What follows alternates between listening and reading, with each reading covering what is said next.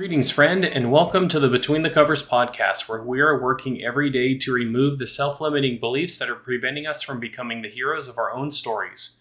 I'm Marcus Spar, and just a quick reminder, if you have benefited from any of the work that I've been doing here on the podcast, I would greatly appreciate you leaving a rating and a review, especially on Apple Podcast.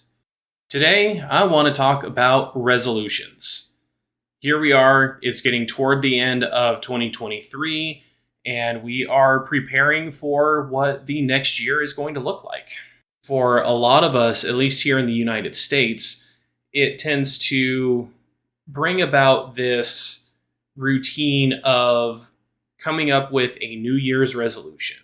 What is one or multiple things that I am trying to change about myself and my life that is going to be an improvement from this year going into the next year? A lot of us will focus on things like getting more exercise or losing weight or eating better.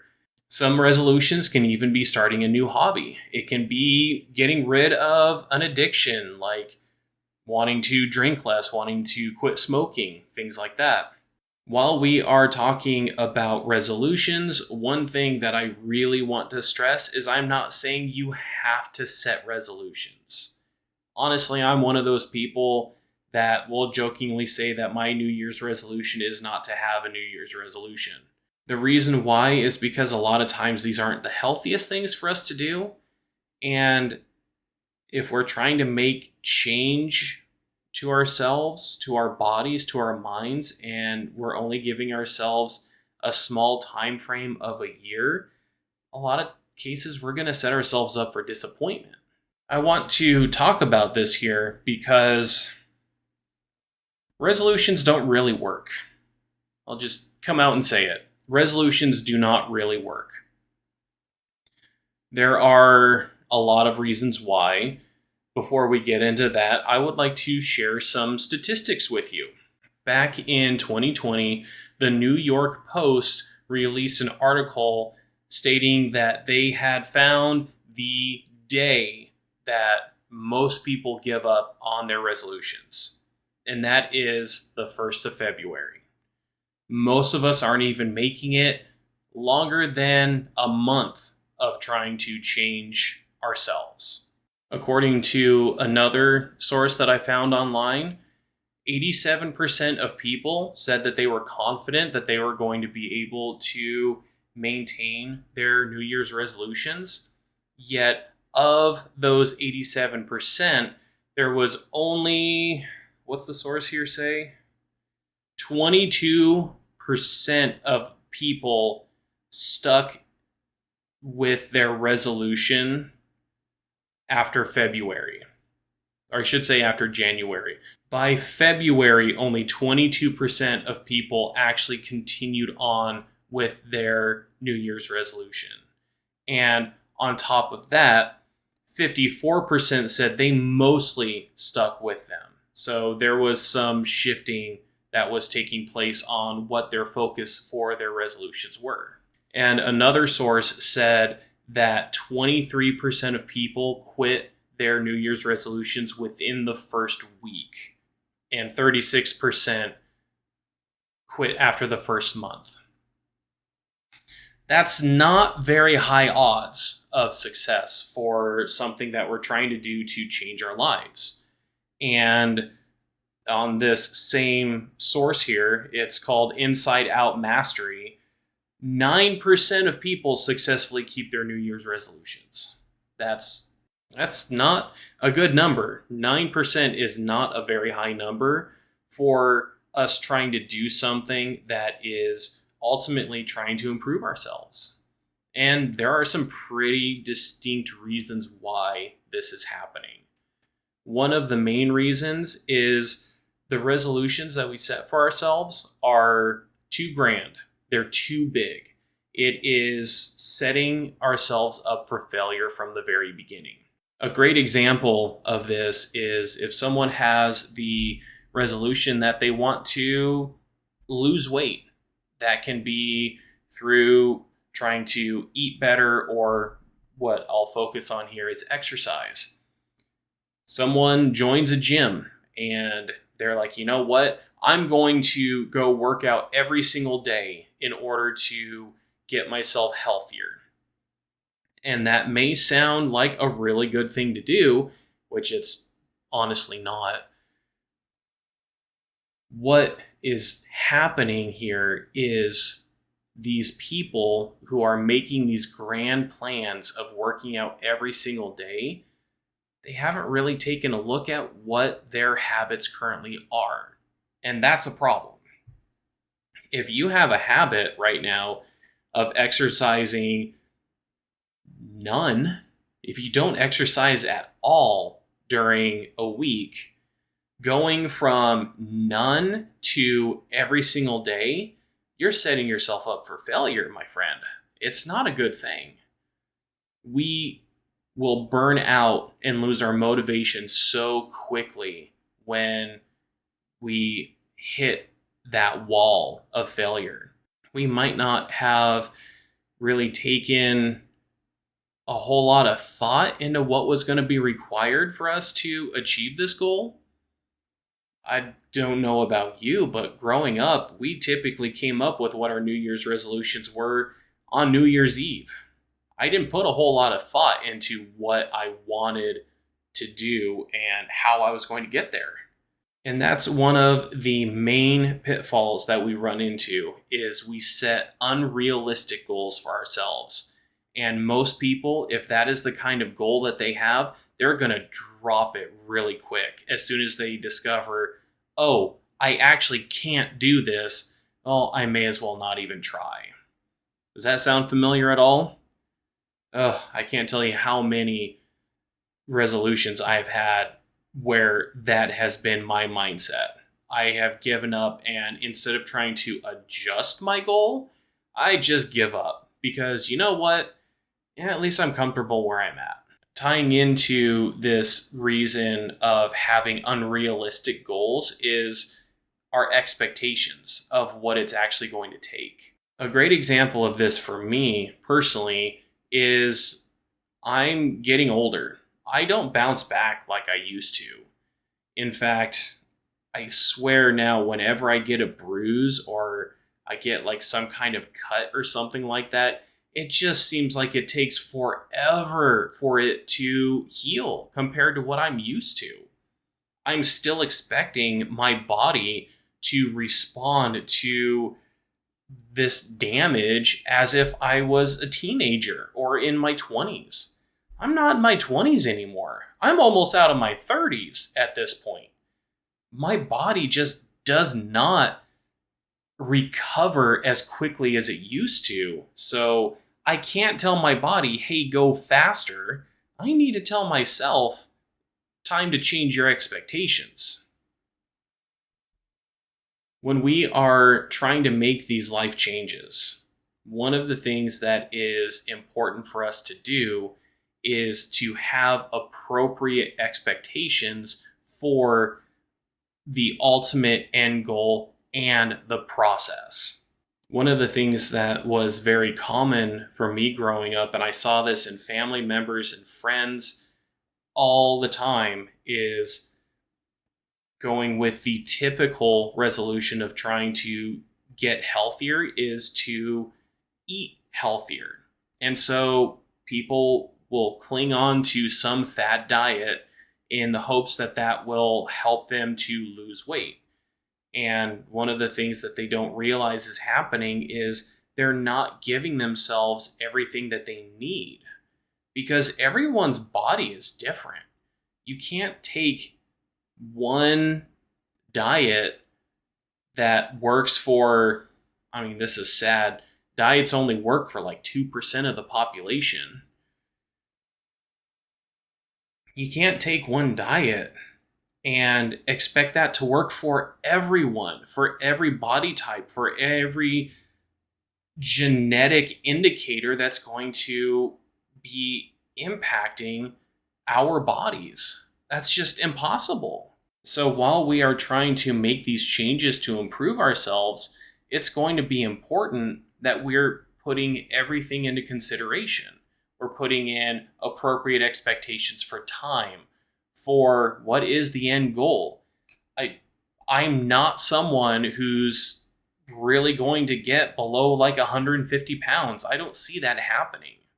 But if I could reasonably get myself to like 180, I'd probably be fine with that.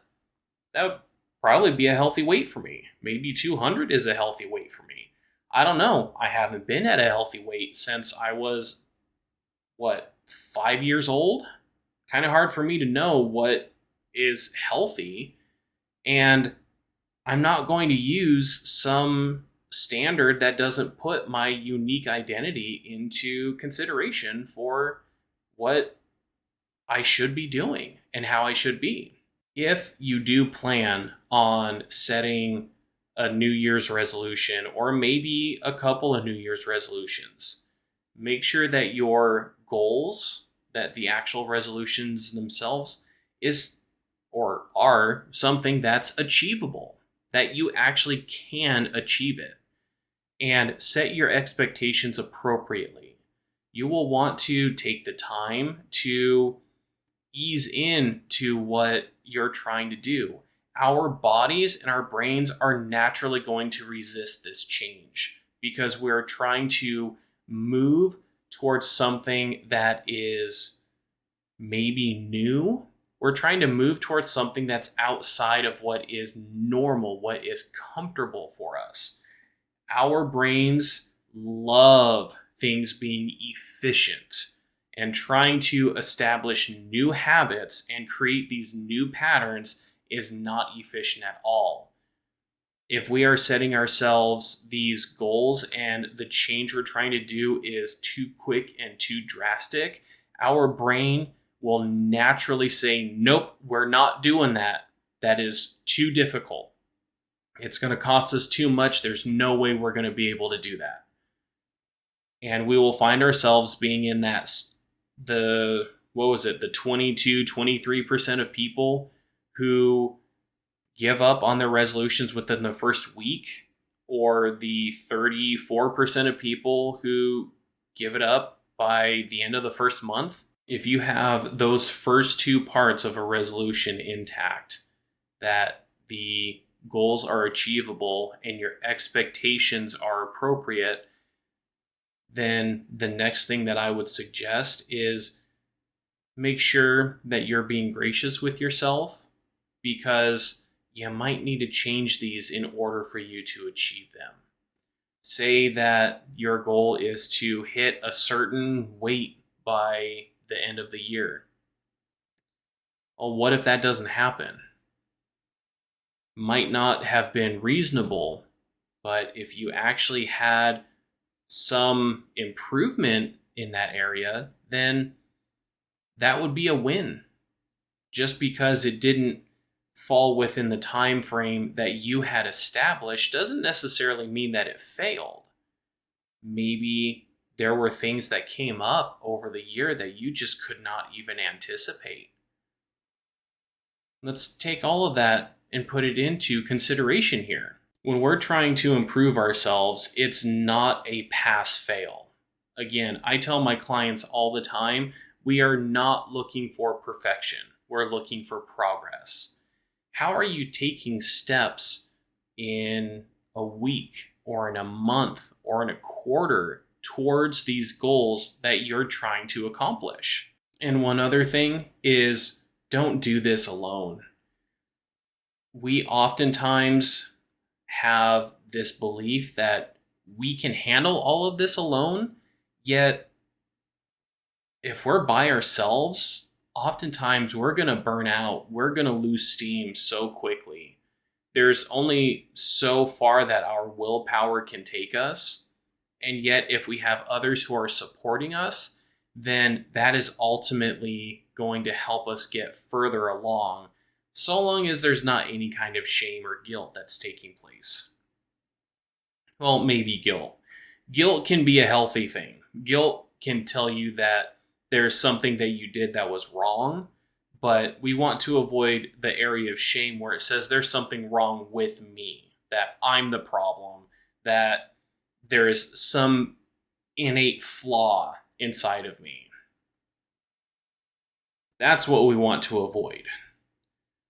So having others who can support you, others who can cheer you on, offer you affirmations, and just help you to find the success that you're looking for, that's going to take you much further than if you try and do this all by yourself.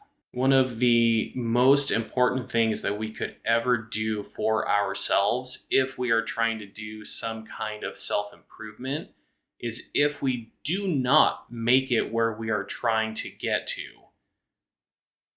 We often fall into a mindset of, I guess it just didn't work.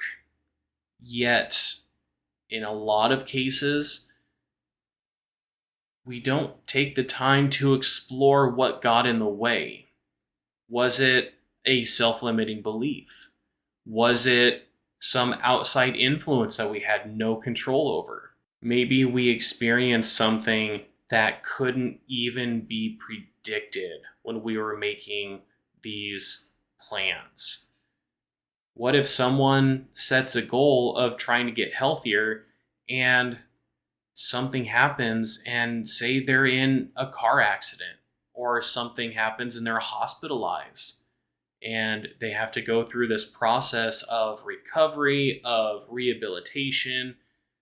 What if they're having to be more sedentary than they ever thought just because there was something that came up that they couldn't predict? What if someone has the goal of trying to build up a savings account? That might be a good thing to plan. In fact, it very much is a good thing to plan.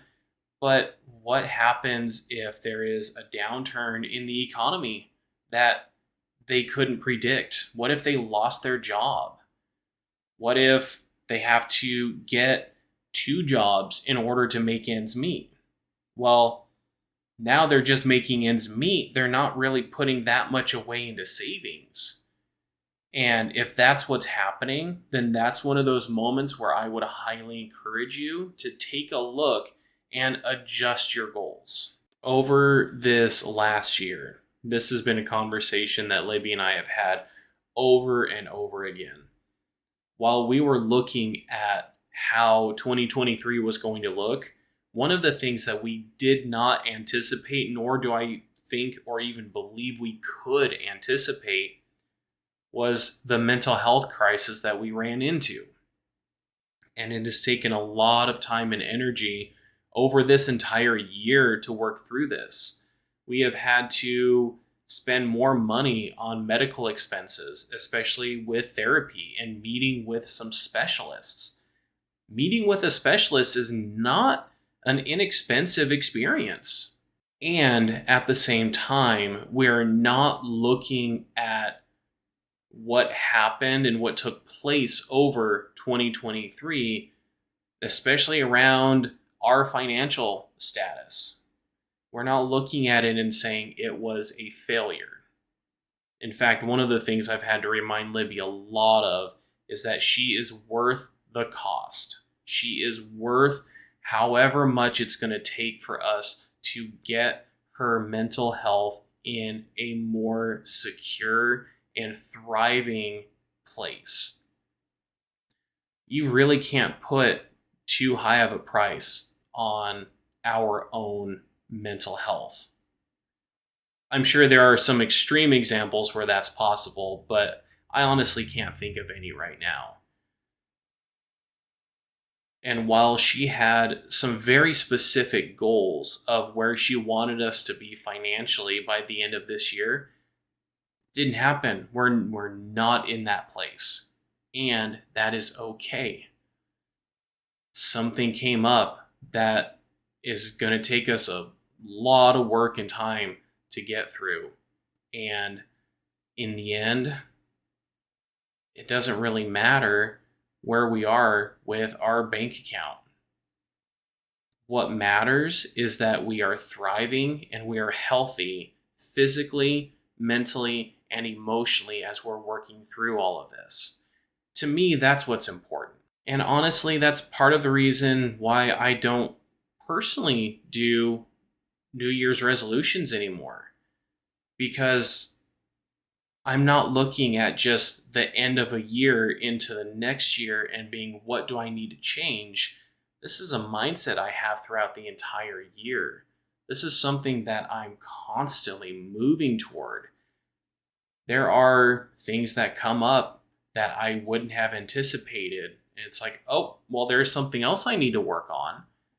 And then I make the plan then. How am I going to work on it? What's it going to look like? What are reasonable goals? What's a healthy and reasonable expectation to achieving said goal? As we wrap this episode up, I just want to say, if you are one of those who plans on coming up with a New Year's resolution or a couple of New Year's resolutions, give yourself the opportunity to succeed in these resolutions. Don't give yourself too much to work on. Some people gave up their resolutions because they had too many things that they were focusing on. Again, our brains are going to resist that. Our bodies are going to resist it because we are trying to achieve an equilibrium of homeostasis, which is kind of like balance.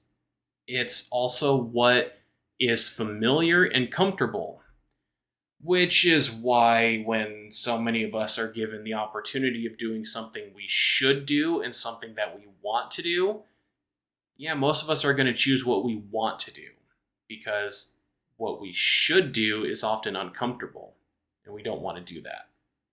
So don't give yourself too much.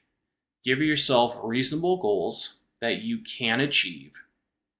Set the appropriate expectations of the time that it's going to take you to get there, and also that there might be things that come up that are unexpected, and you need to adjust either your goal or the timeline that you're trying to achieve it. And give yourself some support as you're going through this. Have others who can help you out. Have others who maybe need to give you a kick in the pants when you need it. Give others the opportunity to inspire you to be greater than you are right now. I hope this was enlightening, and whether you choose to pursue a New Year's resolution, or if you're like me and it's like, nope, I'm not even going to bother with this kind of thing, just know that there is no judgment here.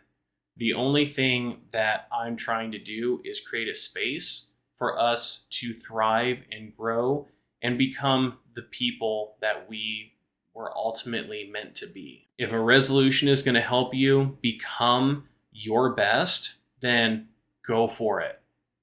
If it's something that's actually been more of a hindrance for you, then it's not a tool that's going to work, and that's okay. There is no judgment here. I hope that you guys have a wonderful New Year's, and I'm looking forward to seeing what's going to happen in 2024. And until next time, live strong for today. Thanks so much for watching or listening to this podcast. If you like what you're hearing, then give this video a like and subscribe so you don't miss out on any future uploads. If you are interested in working with me, then take a look in the description where you can find my website or a link just to schedule a free 50-minute one-on-one call with me. Looking forward to talking with you soon.